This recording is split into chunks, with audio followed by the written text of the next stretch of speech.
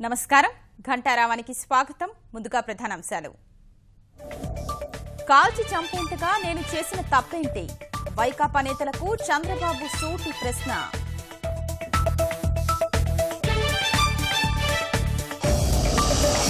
స్వగ్రామంలో వెంకయ్య నాయుడుకు బ్రహ్మరథం గజమాలతో సత్కరించిన గ్రామస్తులు స్నేహితులు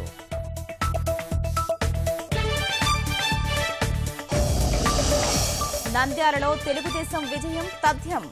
వైకాపాను ప్రజలు విశ్వసించరన్న టీజీ వెంకటేష్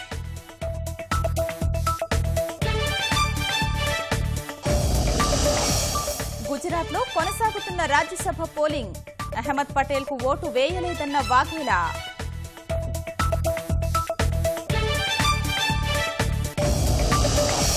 ఒకే మంచంపై నలుగురు మాతా శిశువులు గుంటూరు సర్వజన ఆసుపత్రిలో బాలింతల ఇక్కట్లో